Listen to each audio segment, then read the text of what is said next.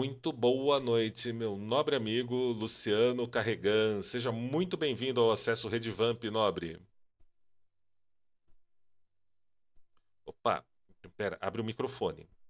É, boa Acontece. noite. Eu já fui falando. é, eu agradeço pelo convite e boa noite para você e para todos os outros que possam estar aí ouvindo de alguma maneira. Sim, eles estão por aí. Todas as nossas lives se tornam também vídeo no YouTube e depois também, depois de mais um tempo, que provavelmente é dezembro desse ano, elas se tornam também podcasts lá no Spotify. Então, esse papo da gente vai reverberando, Luciano, para incontáveis pessoas e vai aí vencendo o tempo, vencendo o espaço, né? Como a gente fala bastante por aqui. Luciano, você tem um trabalho editorial impecável. A gente vai falar um pouco dele daqui a pouco, né? Eu conhecia só uma editora, né? Que era a Via Sestra, agora tem a Devaine. E eu, assim, já vi que o primeiro título dela é fantástico. A gente vai falar de tudo isso daqui a pouco. Mas a gente sempre abre o programa convidando, né, o entrevistado a falar um pouco, né, o Luciano Carregan, pelo Luciano Carregan. E como você chegou nessa vida ligada à espiritualidade, magia, ocultismo, muitos outros temas que eu sei que você transita, que você vive, né, no seu cotidiano. Conta, por gentileza, conta um pouco pra gente do seu começo. É, o meu começo voltado já para o mercado editorial, para as editoras, ou se quer um começo um pouco anterior a isso? Ah, pode ser um pouco anterior, né?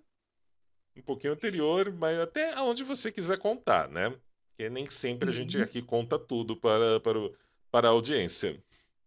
A gente não pode contar tudo nunca, né? Mas eu acho é um pouco difícil para mim falar sobre eu mesmo, né? Mas vamos tentar. Eu acho que eu sou uma pessoa quase comum. Para mim, eu sou uma pessoa comum, né? Um cidadão comum. Desde muito cedo, desde a minha infância, eu tive muitas experiências de caráter e teor, assim, um pouco sobrenatural na minha na minha infância, assim. Quando eu era garotinho, eu já coisas estranhas aconteciam comigo e na minha família. Eu venho de uma família católica, não muito praticante, né? Uhum. E, eu tive umas experiências estranhas quando eu era criança. E eu acho que tudo começou nessa encarnação, tudo começou ali. Quando eu comecei a ouvir coisas, a ver coisas e ter contato com, ter experiências que hoje, assim, hoje eu entendo melhor essas experiências, mas na época eram experiências bem ruins para mim, né? Experimentava coisas que eram estranhas, diferentes e, e curiosas, né? Hoje eu ia falar que são coisas muito bonitas, mas na época eu não pensava assim. Então eu era muito criança e como toda boa mãe, bom pai, viram que eu estava com um problema ali, eu estava tendo alguns problemas espirituais. Eles não me levaram em médico nenhum, nem psicólogo, nem psiquiatra. Me levaram no terreiro de Umbanda. Aí foi aí que eu acho que começou assim um entendimento diferente um processo de questionamento e desenvolvimento ali, né? A gente procurou meus pais me levaram para Umbanda para que essas experiências sensoriais que eu tinha elas fossem abrandadas ou elas desaparecessem. Ali a gente começou um contato mesmo com os espíritos e eu comecei a me aproximar da Umbanda. Eu devia ter entre 7 e 8 anos. Hum, Nessa época a gente já trabalhava um pouco com os espíritos, mais especificamente com a minha mãe, que ela me acompanhou nessa época. E a gente trabalhou bastante, essas experiências desapareceram e acabaram sumindo. A gente varreu essas experiências para debaixo do tapete A gente se afastou depois que da Umbanda, do Candomblé e das benzedeiras. A gente se afastou disso ainda na minha infância. E só que essas experiências deixaram marcas em mim, né? E no início da minha adolescência eu comecei a me interessar a, a querer entender melhor o universo religioso, filosófico, mágico, e aí comecei a comecei a ler, na verdade, né? Comecei a ler e estudar sobre esses assuntos de maneira totalmente independente. Na adolescência e na juventude eu fui só me aprofundando. E aí acabou que fui lendo sobre magia, sobre ocultismo, sobre esses assuntos que eu acho fantásticos até hoje. Fui me aproximando de pessoas que tinham experiências similares ou pessoas do meio. Comecei a me aproximar de grupos de pessoas, de ordens, de sociedades. Acabou que eu fui me iniciando em várias ordens.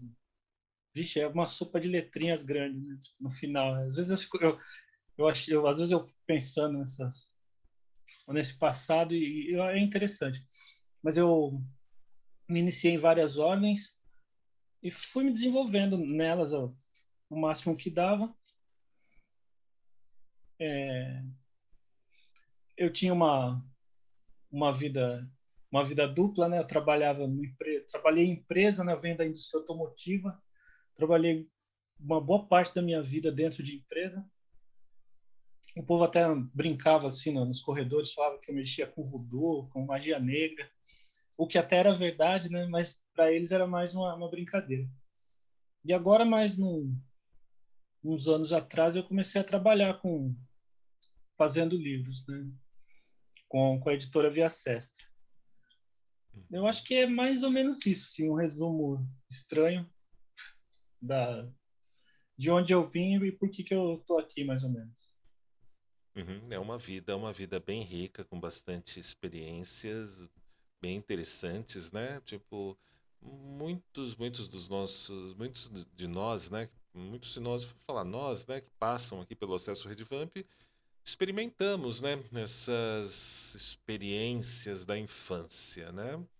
E hoje são, para alguns, a gente ainda tem o privilégio delas se tornarem muito bonitas. Para outros, ainda são algo que trazem um certo aspecto lúgubre, um certo peso, né? Mas eu gosto muito quando as entrevistas puxam essas histórias, remetem a essa história da infância, né? Eu, pelo menos, me encontro muito nesses relatos quando são contados.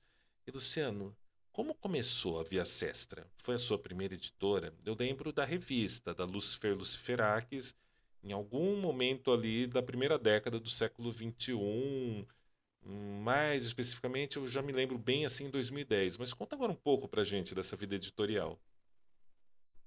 É, o, a, eu sempre eu gosto muito de livro, né? Desde garoto eu gosto muito de ler, eu coleciono livros, eu tenho uns problemas com isso, né? Eu não tenho lugar para guardar livro, é de tanto livro que eu tenho e já passou na minha mão nessa vida. E sempre gostei bastante de literatura relacionada à magia e ao ocultismo mais especificamente. Lá no Entre 2005, 2004, mais ou menos, eu, eu trabalhava com algumas publicações de caráter mais restrito, né? Elas circulavam dentro de ordens mágicas e de sociedades assim das quais eu fazia parte, e eu achava aquilo legal e encontrar algo eu queria encontrar umas publicações parecidas com a Lucifer Luciferax pelo mundo, mas eu procurava e não tinha, né? Aí um dia eu falei para mim mesmo, falei, eu mesmo vou fazer vou montar tipo um fanzine e vou criar uma revista para mim com os assuntos que eu acho relevantes e interessantes. Essa ideia acabou ficando meio é, ficou meio que guardado por um tempo. Mas acho que em 2008 ou em 2007, eu não me recordo, talvez tenha sido em 2008 que eu acabei lançando a primeira edição da Lucifer Luciferax. Um fanzine com umas 20 páginas, mais ou menos. E ali acho que foi o começo, né? Ah, fui fazendo mais edições. O que era um fanzine acabou se tornando tipo é um livreto, né? Uma revista. Foi a minha primeira experiência com mais aberta com publicando algo. É, fizemos uma edição em inglês, uma edição experimental. Essa edição experimental acabou. O pessoal nos Estados Unidos leu, acabou me convidando para participar de uma publicação da editora Black Moon, o Luiz Martinet, lá de Nova Orleans, acho que é, se não me engano. Eu participei com um texto dessa publicação e eu tive uma ideia. Eu trabalhei com uma editora no Brasil por um tempo, acho que é a editora Cofinia. Trabalhei na primeira edição do livro do Thomas Carlson no Brasil. Na primeira e na segunda eu já participei. Na primeira edição que a Cofinia publicou, eu fiz uma revisão de alguns termos, né? Decisões assim de como a gente ia manter os termos na tradução. Tem uma nota minha numa das abas desse livro do Cabala Clifote, Magia Goética. Na segunda edição eu fiz a revisão. Eu acho até que fui eu que apresentei o Thomas Carlson para a editora Cofinia na época. Ele me perguntou se eu conhecia uma editora no Brasil que se interessasse por publicar os livros dele, e eu passei o contato do Ivan Schneider, que era o dono da editora Cofinia. Na editora Cofinia, eu trabalhava como um auxiliar assim, do Ivan para assuntos aleatórios, e eu ajudava ele mesmo só por, por diversão, né? Ele dava uns livros para mim e eu ajudava ele no que eu podia. Mas eu acho que isso acabou em 2016, 2017.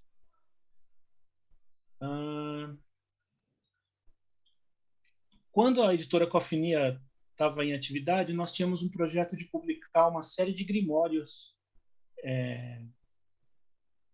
medievais, livros antigos, né? Então a gente ia publicar 11 grimórios e eu ia escrever a introdução de cada um deles. Esse projeto acabou não vingando, né? Porque a Cofinia fechou, mas eu tinha bastante material para redigido, né? Quase pronto para ser publicado. Aí eu juntei tudo no. Eu falei, um belo de um dia, eu falei, vou montar um livro com isso daí. Aí eu, para não desperdiçar o trabalho, eu montei um livro e publiquei pelo Clube de Autores. E aí eu já estava engatinhando, né? Publiquei também fiz uma tradução de um livro do Eliphas Levi, um livro curtinho dele, das Clavículas de Salomão. Publiquei também pelo Clube de Autores. Lá em 2017, eu estava fazendo esse trabalho, mas ainda sem. Como eu nunca fui uma pessoa muito empreendedora, eu não pensei, eu fazia essas coisas e não pensava em montar uma editora. Sou meio besta. Aí, em 2017, eu estava conversando com o Danilo Copini, lá em São Bernardo, e aí, se eu não me engano, a ideia acabou sendo dele, assim. Ele falou, por que você não monta uma editora, né? Você já faz livro, trabalha com isso, então vende livro, compra livro, monta uma editora aí, publica um livro meu. Eu dou um livro meu para você publicar.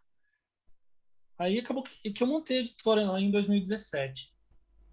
Em novembro, em novembro de 2017 que eu comecei com a Via Sestra assim, de uma maneira um pouco mais, não mais profissional, mas menos amadora, porque eu ainda sou amador.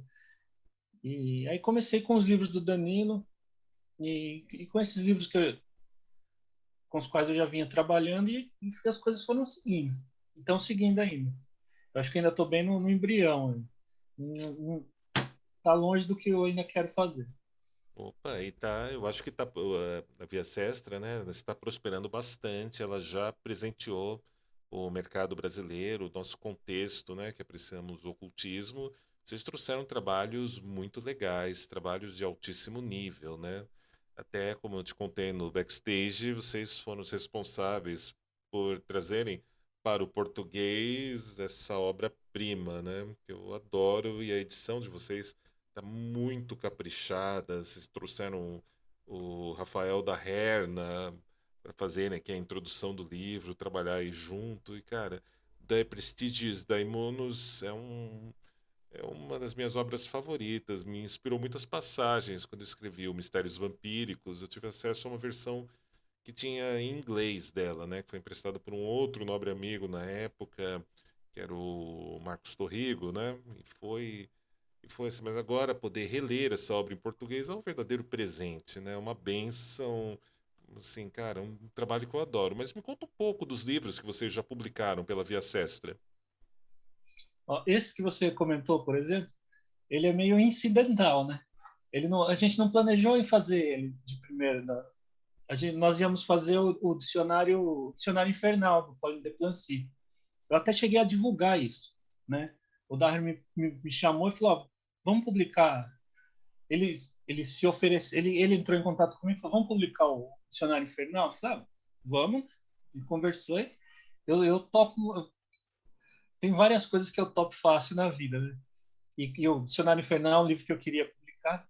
A gente chegou a fazer até uma divulgação, mas passou acho que coisa de algumas semanas, numa outra editora, acho que a editora da USP, publicou uma edição linda do Dicionário Infernal em português, né, o da capa roxa.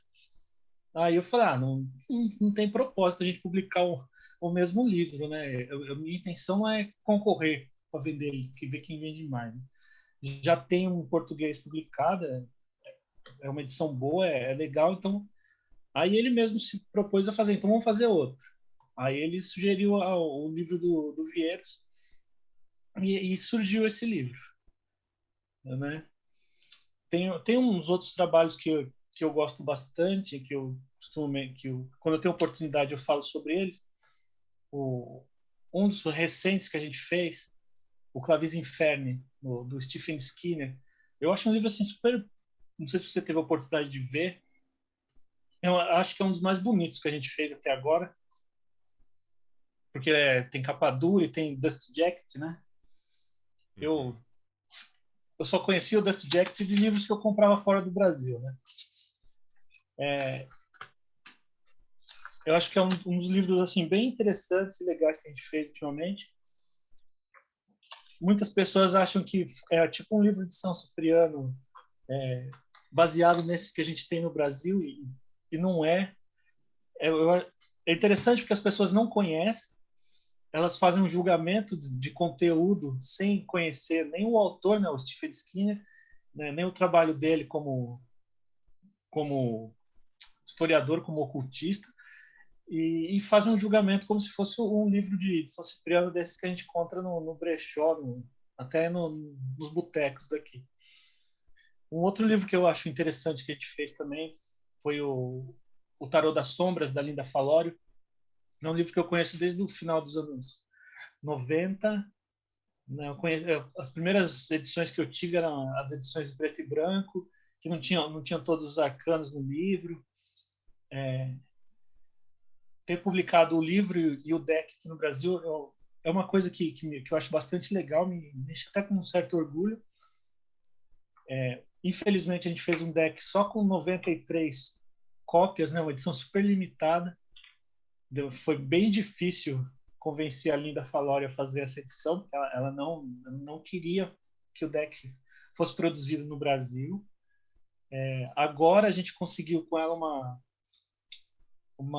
a gente conseguiu uma permissão para fazer uma tiragem maior do Tarô das Sombras. Então, uma das atividades que a gente está, a qual eu venho me dedicando, eu estou planejando uma segunda edição do Tarô, uma segunda edição do deck e uma reimpressão do livro.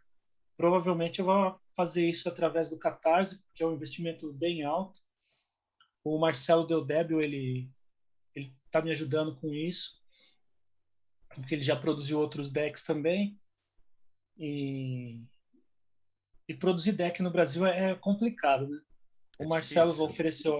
ofereceu ajuda, né? Ele já tem ter uma caminhada com esse tipo de material e aceitei a ajuda, claro, e a minha intenção é publicar essa segunda edição do deck e uma reimpressão do livro.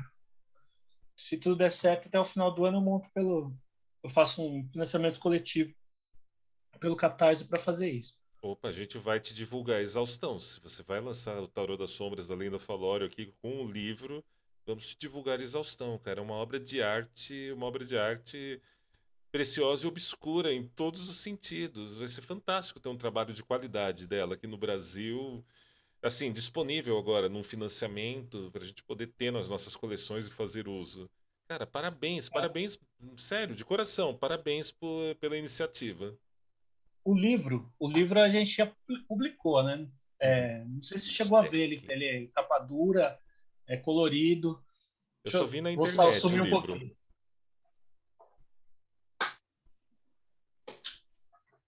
A gente publicou ele em capa dura, né?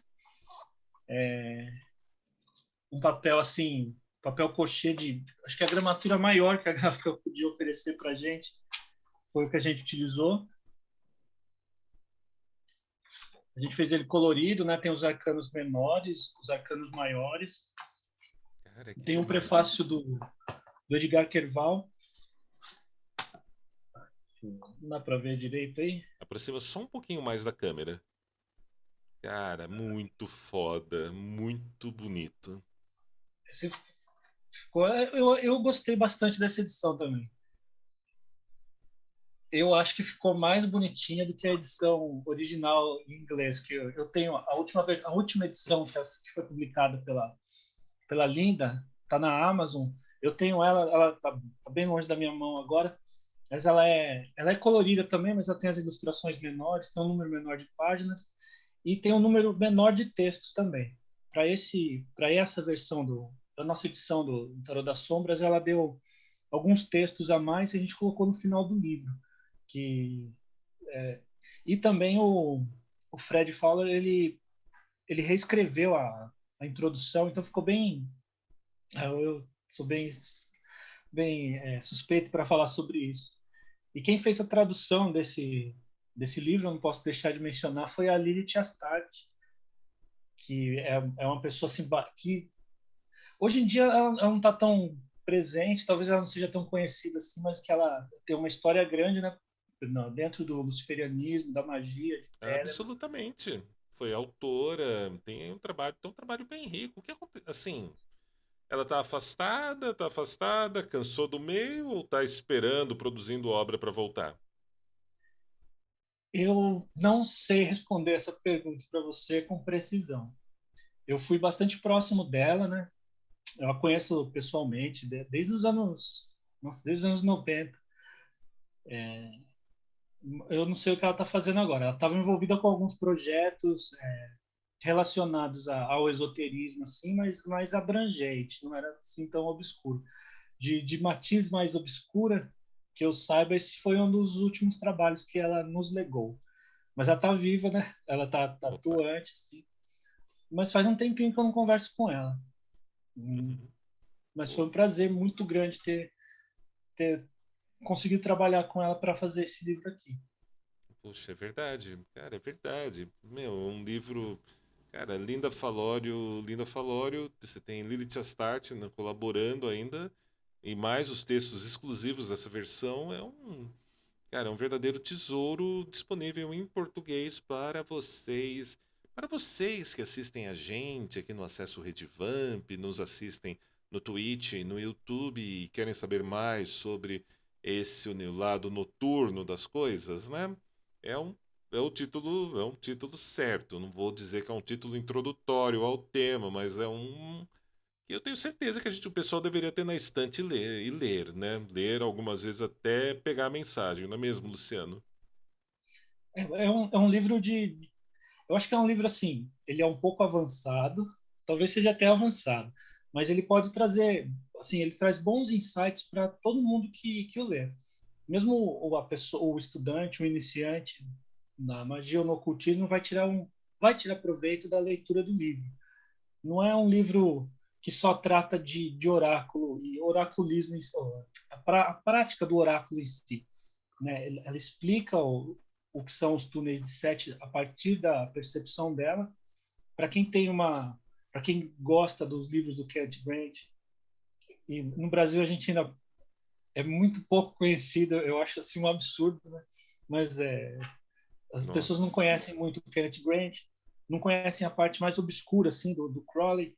Então, para quem gosta dessa parte da Kabbalah clifótica e que é distante da Kabbalah judaica, gosta dessa parte mais obscura, eu recomendo bastante a leitura do livro. Uma coisa que as pessoas costumam se queixar com relação ao Tarot das Sombras é porque nós não temos o deck, a gente está trabalhando isso para voltar a ter o deck disponível.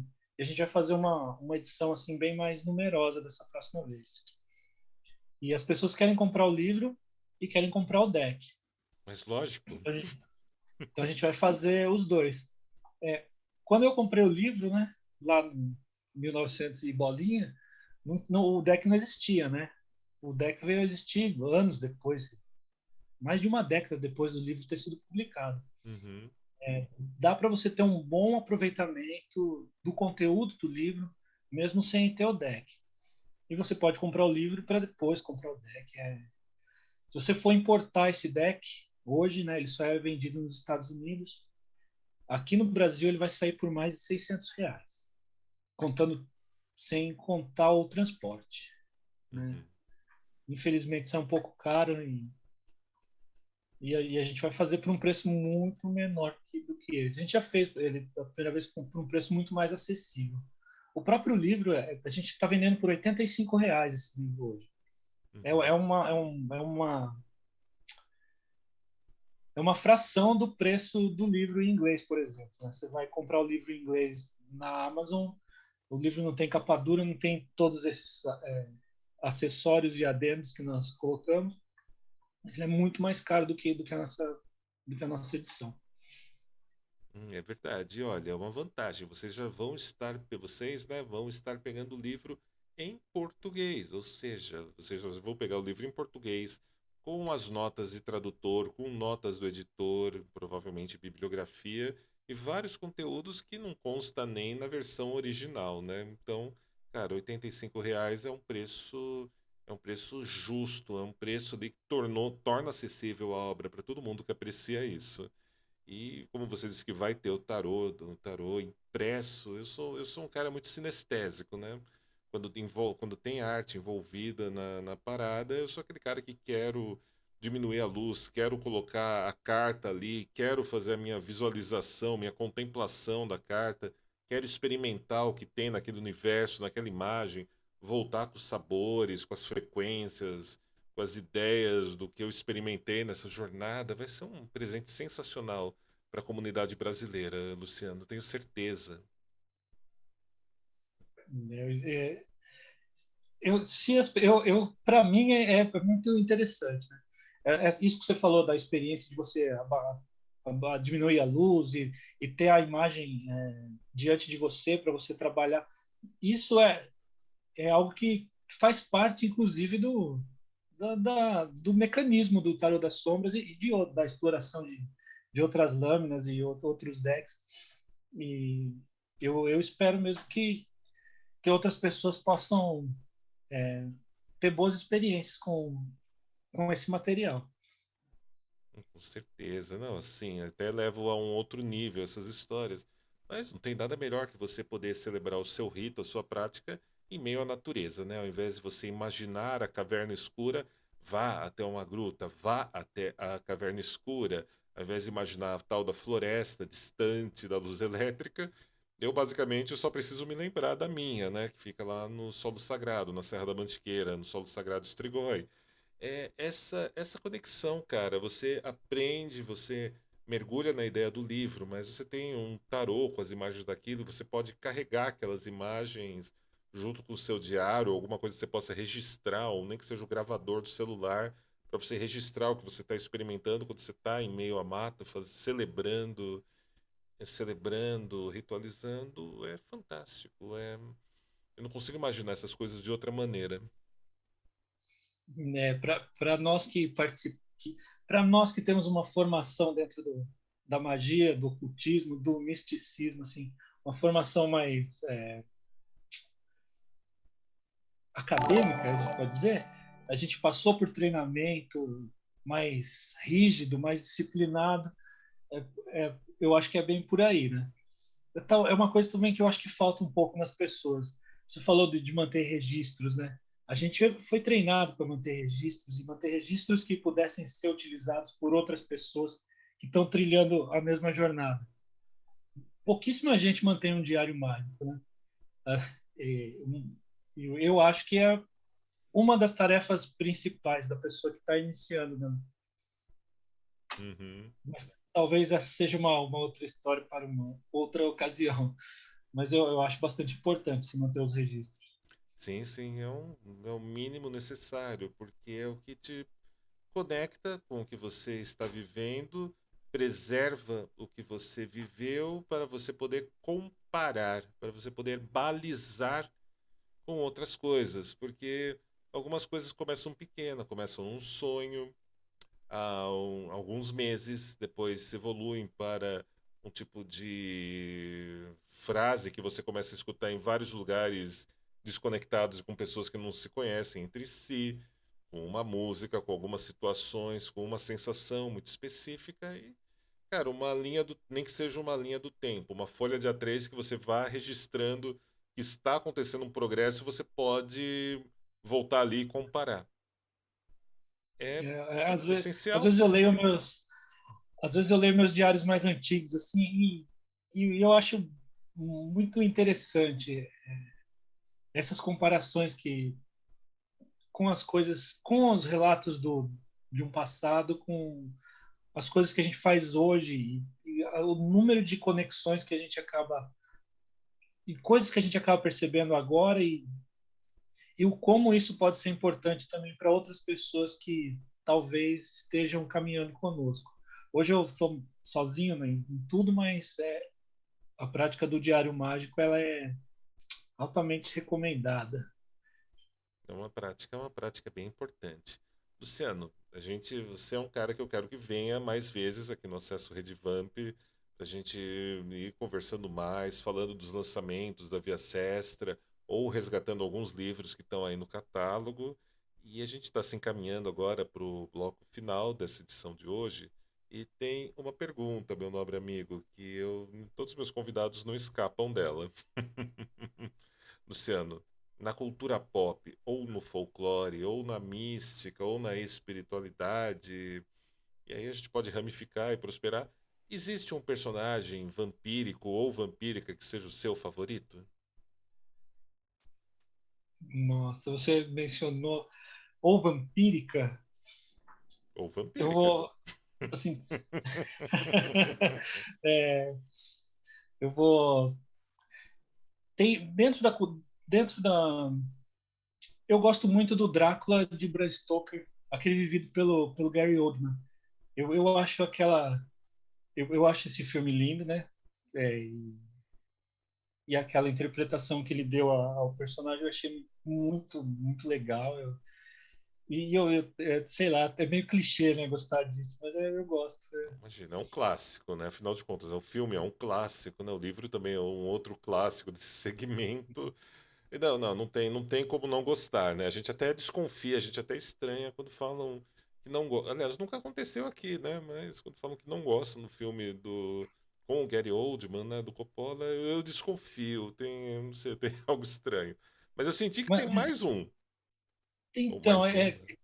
você disse mencionou uma figura feminina. Tem um filme assim, eu acho que eu não vou me recordar, acho que é a Rainha dos Condenados, que tinha Talvez. uma vampira, ela era Uma negra, vampira a atriz negra. ela faleceu pouco Sim, tempo depois, acho que A Lia, eu acho que é o nome dela. então aquele personagem daquele filme eu acho que é mais marcante do que o Drácula de Bram Stoker. Eu Uhum. até vou procurar esse filme para assistir porque é, nossa, acho que eu devo ter assistido isso quando eu era garoto, não tão garoto, né? Mas Você não era eu tão vou, garoto pelo que a gente conversou no backstage. não, acho que o filme eu não sei de quando que é, deve ser dos anos 90. É começo de 2000, se eu não tiver errado, é começo de 2000 esse filme. É assim, vamos dizer, vai, como fã de Anne Rice, é ela quem segura o filme. Sim, sim, é ela que segura o filme. É a imagem dela que segura o filme. Né? Eu não vou falar que eu gosto de filmes bobos, mas eu gosto de assistir filmes bobos também.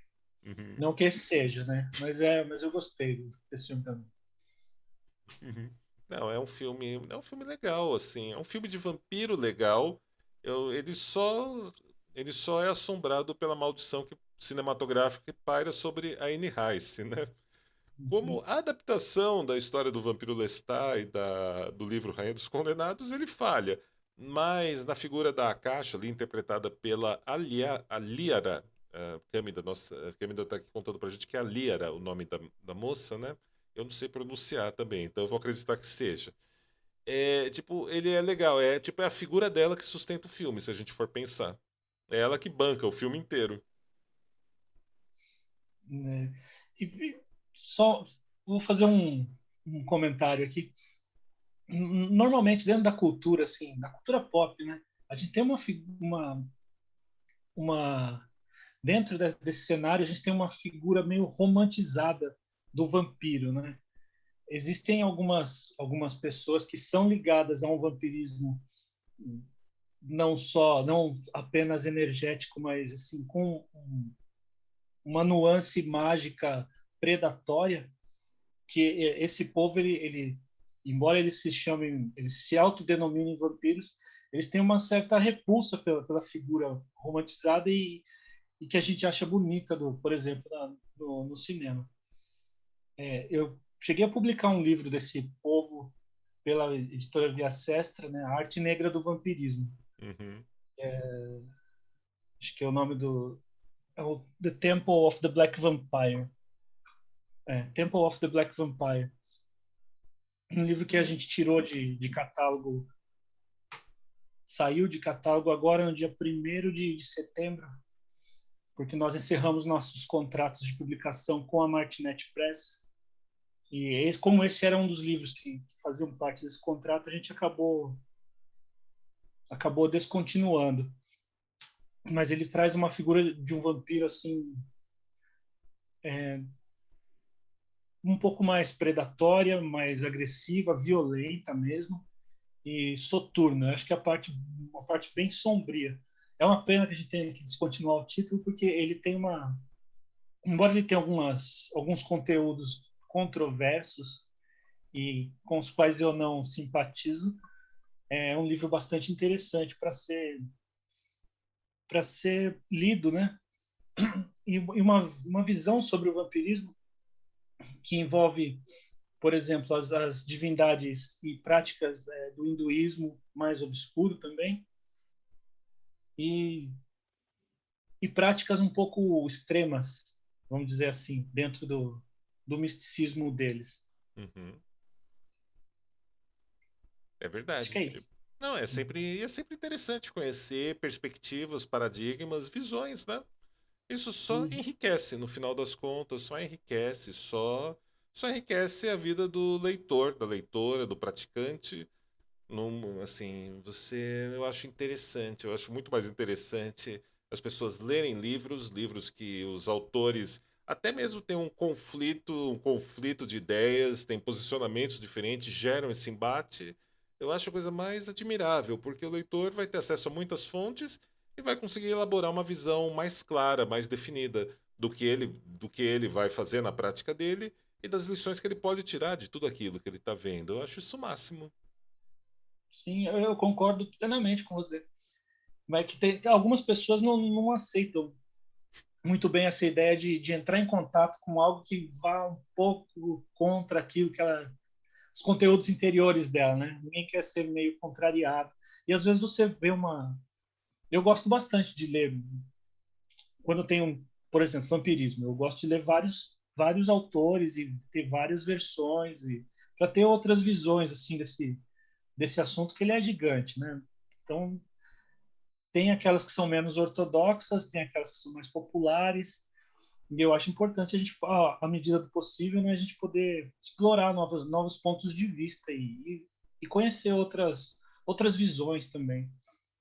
Uhum. É sempre importante, é sempre, cara, só complementa, só é uma bagagem que não ocupa espaço, né? Seja na mente, no coração, aonde quer que vá, toda essa informação que a gente assimila dos livros, ela enriquece, ela fortalece. É como a gente falava lá na frente, quando surgirem outros autores, outras editoras, passar o tempo da gente, são as janelas para a gente chegar na época deles, né? Chegar no mundo deles, né? Quem sabe? Espero que sim. Pois é, né? Todo fã de vampiro anseia, almeja, nem que seja só um tiquinho, a imortalidade. Alguns procuram ela na arte, né? É bem por aí. Luciano, eu quero te agradecer de todo o coração por esse papo, esse bate-papo rápido da gente aqui hoje. Eu sei que tem novidade da Via Sestra, da Devaine, da editora Devaine, eu quero que você venha aqui para contar também agora no mês de outubro, para a gente trazer mais temas, mais assuntos aqui para o nosso povo, tá bom? Eu agradeço bastante pelo convite. Foi bem rápida essa conversa, foi bem mais rápido do que eu imaginei. Eu peço desculpas aí pelo meu jeito, que eu sou meio travado, eu não falo direito e eu acabo dando uns bapagão aqui na minha cabeça de velho. Não, Mas imagina, você foi ótimo. Sério? se obrigado. Se você quiser uma outra oportunidade, a gente vem talvez mais um pouco estruturado, né, para falar a respeito de. Porque é bastante coisa que pode ser explorada. É Uhum. só você convidar que eu apareça. Eu quero sim. Então a gente vai combinar. Você volta aqui em outubro. A gente tem o Halloween Redvamp na Horror Expo. Vamos comemorar um ano desse programa do Acesso Redvamp lá. E quero você com a gente participando, fazendo uma. Quero você numa entrevista mais longa aqui. E quero uma ponta sua também no Halloween, junto com a gente, tá bom? Tudo bem, eu aceito o convite e vamos lá. Opa, maravilha. Estamos juntos então. Luciano, para o pessoal conhecer os livros da Via Sestra, fazerem as comprinhas, eu vi aqui no chat que o pessoal, quando você mostrou o livro da Linda Falori, o pessoal já cresceu o olho, já perguntou como eles te encontram na internet, nas redes sociais. A gente está no Facebook e no Instagram. É muito fácil de achar, é só Editora Via Sestra. @Editora Via Sestra. Na internet a gente tem a nossa loja online, que a maioria dos livros, elas vêm. Você encontra todos os livros da Editora Via Sestra na loja online, que é www.lojaeditoraviasestra.com.br. Todos os títulos disponíveis estão lá. Para quem segue a gente no Instagram e no Facebook, a gente passa mais informações, né? Por exemplo, a gente está com um financiamento coletivo do livro da Rainhas da Quimbanda, do Humberto Maggi e da Verônica Rivas. Uhum, dois Vai acabar, queridos. o financiamento coletivo termina depois de amanhã, né, dia 1º. Mas esse não está na loja ainda. Então, mas a maioria dos livros, tá, os disponíveis estão na loja. Só seguir a gente no Facebook ou no Instagram e a gente também divulga trabalhos de outras editoras e de amigos. Embora isso não seja muito comum no meio, eu costumo fazer, né? Uhum. Se vocês é uma maneira de outras pessoas terem acesso a esses conteúdos também. Segue a gente informa também outros lançamentos de outras pessoas.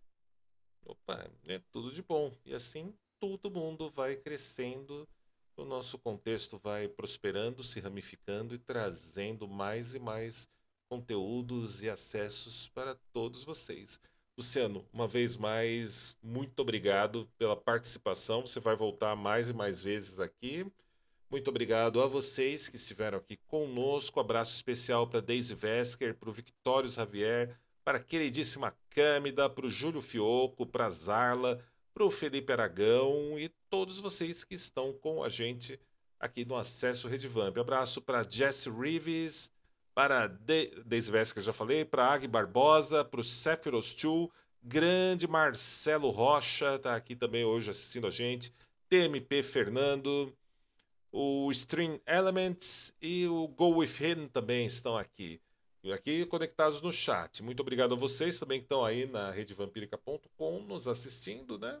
Percam a timidez, venham participar do nosso chat. Para participar do chat é só vir aqui no twitch.tv Redevamp e clicar no botão seguir, que pronto, você já cai no chat, já está aqui com a gente.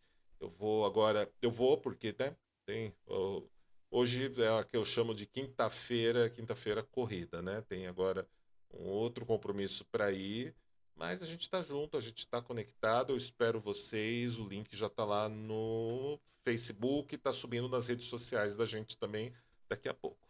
Luciano, uma vez mais, muito obrigado, meu nobre. Eu que agradeço. Muito obrigado. Opa!